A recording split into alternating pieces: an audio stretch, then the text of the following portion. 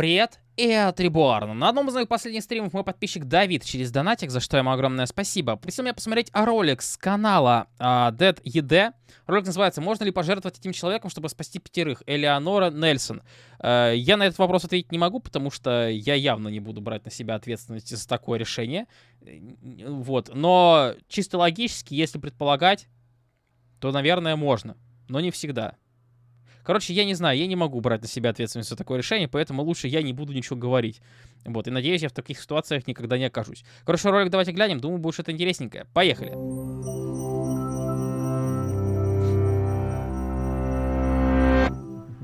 Imagine you're watching a runaway trolley barreling down the tracks, straight towards 5 workers who can't escape. А почему не You могут? happen to be standing next to a switch that will divert the trolley onto a second track. Here's the problem.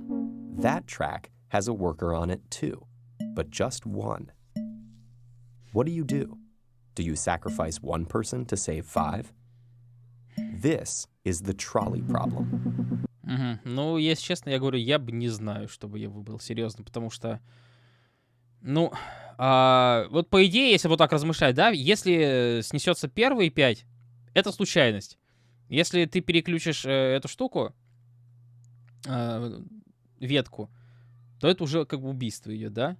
Поэтому что-то мне кажется, что тут выбрать, ну, нету правильного выбора. Это мое такое мнение. A version of an ethical dilemma that philosopher Philippa Foot devised in 1967. It's popular because it forces us to think about how to choose when there are no good choices. Ну, конечно, вообще нету, потому что, смотрите, ну вот типа 5 человек — это больше, чем один. Это, ну, как бы логично, да?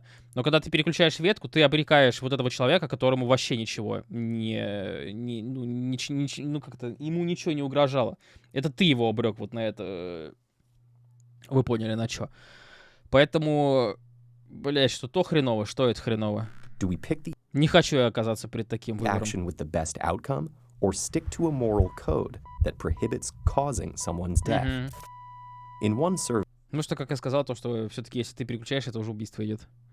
about 90% of respondents said that it's okay to flip the switch, letting one worker die to save 5. And other studies, including a virtual reality simulation of the dilemma, have found similar results. These judgments are consistent with the philosophical principle of Утилитаризм, что такое? utilitarianism, which argues that the morally correct decision is the one that maximizes well-being for the greatest. Тут нет, тут не в морали абсолютно дело, как мне кажется, потому что как раз-таки в моральной, если выбирать, то не стоит вмешиваться, мне кажется.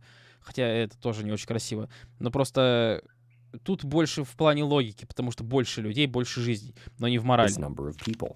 Но мне так The кажется. 5 lives outweigh one, Да почему? Каждая жизнь even важна. if achieving that outcome requires condemning someone to death.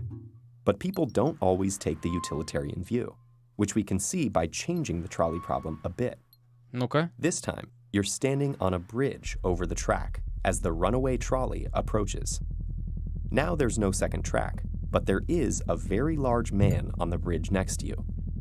If you push him over, his body will stop the trolley, saving the 5 workers, but he'll die. Но это то же самое, типа, просто здесь ты сам его толкнул, а там его толкнуло только, типа, твое действие. Но это то же самое абсолютно. To utilitarians, the decision is exactly the same. Lose one life to save 5. But in this case, only about 10% of people say that it's okay to throw the man onto the tracks. Our instincts tell us that deliberately causing someone's death is different than allowing them to die as collateral damage. Вот как я в самом начале сказал, то, что вот это вот, типа, вот две разные вещи, потому что в одном случае ты, а в другом случае случайность. It just feels wrong for reasons that are hard to explain. Не трудно, я уже объяснил. This intersection between ethics and psychology is what's so interesting about the trolley problem. The dilemma and its many variations reveal that what we think is right or wrong depends on factors other than a logical weighing of the Зависит от различных факторов, а не логических анализов. Ну да, понятно. Потому что логически говорю, ну, логически. Одним пожертвовать ради 5. Это логически. Но вот все остальное зависит от твоего решения. Естественно, от разных факторов. Потому что человек — это не машина. For example, men are more likely than women to say it's okay to push the man over the bridge. Ну, фиг его знает. So are people who watch a comedy clip before doing the thought experiment. And in one virtual reality study, people were more willing to sacrifice men than women. Researchers have studied the brain activity of people thinking through the classic and bridge versions. Both scenarios activate areas of the brain involved in conscious decision-making and emotional responses. But in the bridge version, the emotional response is much stronger. Это логично. So is activity in an area of the brain associated with processing internal conflict. Why the difference? One explanation is that pushing someone to their death feels more personal. Ну, вот я как и тоже об этом сказал, потому что здесь это делаешь ты, а там это делаешь, ну, не ты, а поезд. Ну, как бы, это же все логично. Activating an emotional aversion to killing another person. But we feel conflicted because we know it's still the logical choice. Trolleyology has been criticized by some philosophers and psychologists. They argue that it doesn't reveal anything because its premise is so unrealistic Ну, как бы да. that study participants don't take it seriously. Потому что все-таки, когда тебе просто задают этот вопрос, ты находишься в безопасности, и тебе это решение не придется принимать. Вот если ты в такой ситуации окажешься, ты вообще не знаешь, что ты сделаешь. Ну, это невозможно предсказать абсолютно. Человек такое существо, оно непредсказуемо иногда себя ведет в вот таких вот ситуациях. But new technology is making this kind of ethical analysis more important than ever. For example, driverless cars may have to handle choices like causing a small accident to prevent a larger one. Meanwhile, governments are researching autonomous military drones that could wind up making decisions of whether they'll risk civilian casualties to attack a high-value target. Капец. If we want these actions to be ethical, we have to decide, in advance, how to value human life and judge the greater good. So researchers who study autonomous systems are collaborating with philosophers to address the complex problem of programming ethics into machines.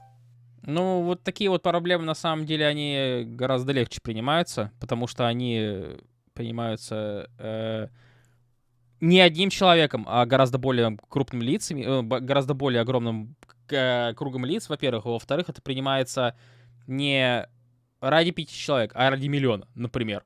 Как бы это совсем не сопоставимые, как мне кажется, вещи. И это принимается ради государства, там, например, и так далее, и тому подобное. Я не знаю. Но это все равно, типа, совсем другое. Even hypothetical dilemmas can wind up on a collision course with the real world. Но ролик интересный, конечно. Я что-то слышал, по-моему, про такую дилемму. Ну, типа... А может, не слышал. Просто это очевидно.